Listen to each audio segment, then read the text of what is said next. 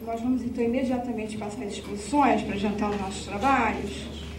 Eu queria dar a palavra primeiro para o companheiro Silvio Massa, e depois a gente prossegue as exposições.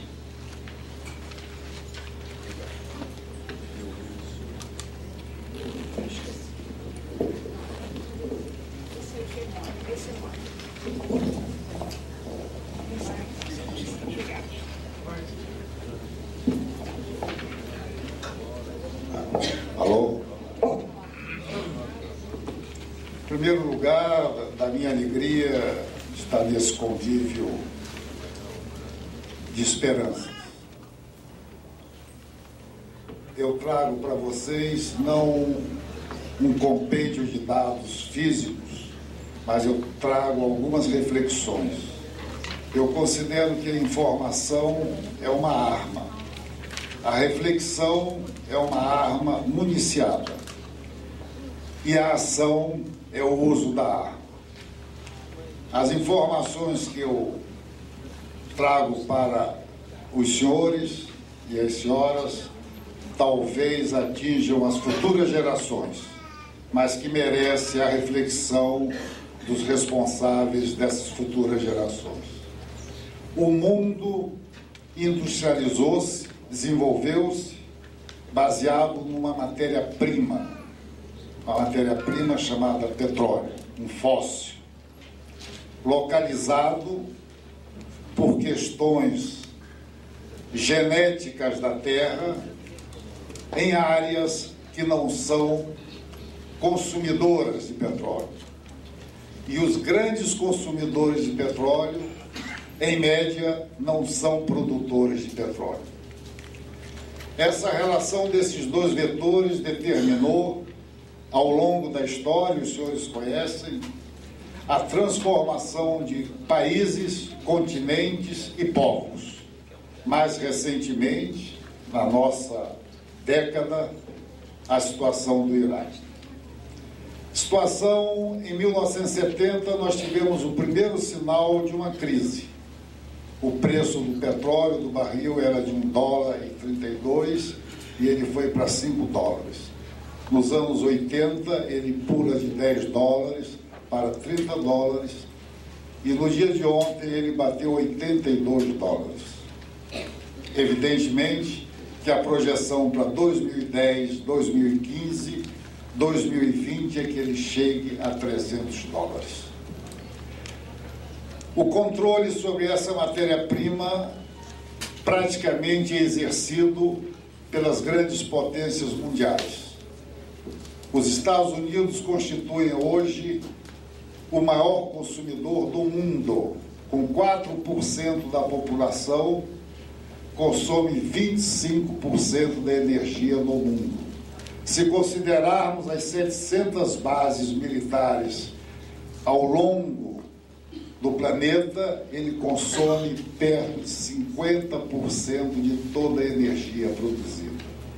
A produção própria dele é declinante e, no ritmo atual de consumo, provavelmente ele esgota as suas reservas em 4 anos. É uma situação de crise, já se anuncia.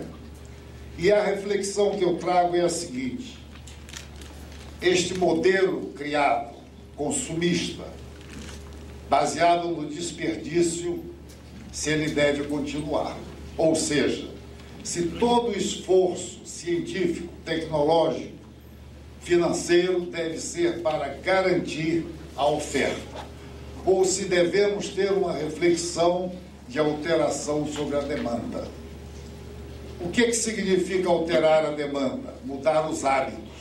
Até onde o transporte individual, os 30 mil produtos que são produzidos pelo petróleo, são 30 mil produtos, vai do shampoo à gasolina, dos mais nobres, como na petroquímica, aos menos nobres, como o asfalto. Então, conduzir hoje parte da humanidade para gerar alternativas à escassez do petróleo é um ponto forte de interrogação.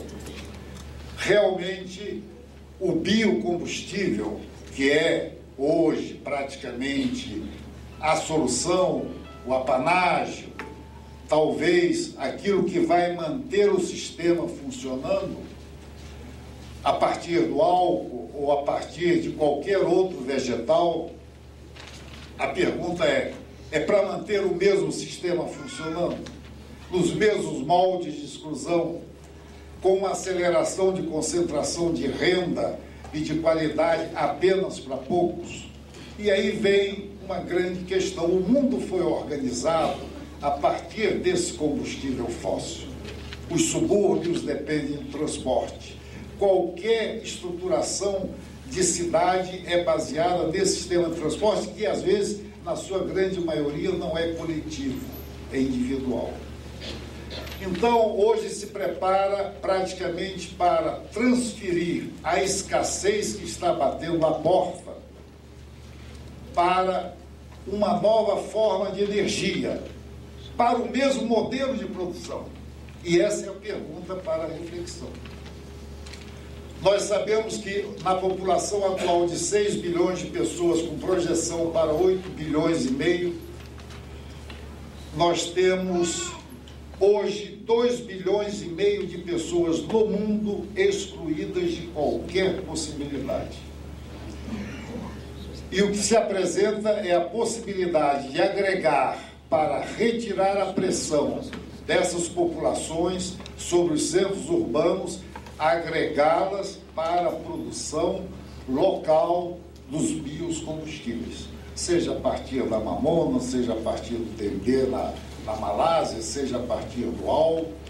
E aí eu faço um parênteses. Nós temos, há quantos séculos nós temos uma produção de açúcar e de álcool? E qual é a situação social dessas populações que trabalham hoje no proálcool, próximo praticamente a substituir a energia fóssil? A situação social é uma situação realmente sem transformação nenhuma.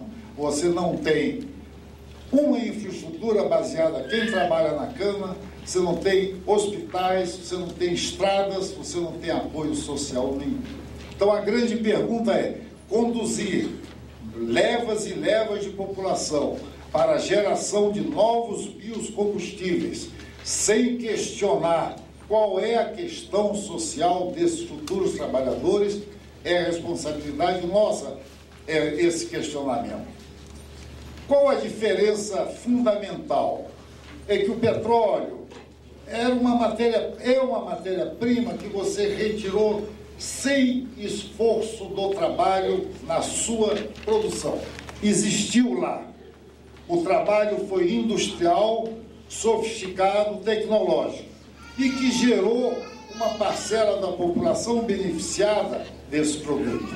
O mesmo não se apresenta para esse arco de produtos a partir dos biocombustíveis. O que preocupa hoje, praticamente, é o declínio das reservas mundiais. Nós sabemos que o México tinha 56 bilhões de barris de petróleo de reserva e hoje está reduzido a 14 bilhões. À exceção da Venezuela, no continente sul-americano, todos os países circundantes têm reservas declinantes, à exceção do Oriente Médio. No caso do Brasil, nós levamos 44 anos para fundar uma grande empresa, a Petrobras, com domínio tecnológico, com conhecimento geológico, geofísico. Empresa essa feita com o dinheiro e a capacidade do povo brasileiro. 44 anos depois, esta empresa é entregue praticamente ao controle estrangeiro. Hoje, 60% do capital da Petrobras está na mão dos estrangeiros, seja nas bolsas internacionais, seja na Bolsa Nacional. A mesma coisa ocorreu com a Vale do Rio Doce. Hoje, 62% do capital da Vale do Rio Doce está entregue em mãos de estrangeiros. não das ações ordinárias, do conjunto do capital, preferenciais e ordinárias. Então eu pergunto para os senhores para uma reflexão: até onde nós podemos aceitar esta forma hipócrita, desnacionalizante, um lesa-pátria, aonde não há consequência para os gestores nacionais que praticamente entregam parte da riqueza nacional, comprometendo o futuro dessas gerações? Essa é a pergunta. Nos falta organização, nos falta ação e nos falta reflexão. A partir daí, a minha colocação ela é mais grave, porque hoje, com o quadro conhecido dos vários cenários de escassez, as autoridades nacionais do governo continuam leiloando as áreas que a Petrobras pesquisou durante décadas. São áreas não de reserva provável, mas sim de reservas provadas, que estão sendo entregues por uma organização chamada ANP. Esta é uma denúncia grave. Nós não temos uma única ação. Entramos no Supremo Tribunal e perdemos uma ação para recuperar um bloco que a Petrobras investiu, pesquisou, estudou durante mais de 15 anos. Isso compromete o futuro dessas gerações que estão aí presentes, jovens. Se o quadro fosse desconhecido, o quadro de escassez de reservas, tudo bem, mas é palpável, é concreto que nós estamos entrando na terceira grande crise do petróleo, não mais com preços que facilitem a sua aquisição. É escassez mesmo. Daí o surgimento de políticas independentes que eu tenho que aplaudir, como da Venezuela, da Bolívia, do Equador, aonde essa consciência nacional se manifestou e há uma defesa intransigente desse recurso. Há um vazio nacional em torno da defesa da nossa riqueza nacional, que compromete, sem dúvida nenhuma, o futuro das gerações. Hoje, o petróleo brasileiro é o segundo item da balança comercial. O segundo item. Se partirmos para a bioenergia, nós sabemos que as grandes multinacionais de grãos, Dreyfus, Cargill, Monsanto, dominam praticamente o mercado do agrobusiness. Então, fugir do petróleo, da multinacional do petróleo, é cair na multinacional do grão. Ou seja, ou há uma consciência, ou há uma ação organizada de repúdio a esse tipo de ação dos governantes, ou então nós estamos comprometendo as gerações futuras do nosso país. Essa era a minha mensagem, sem entrar no cabedal aqui de números. Muito obrigado.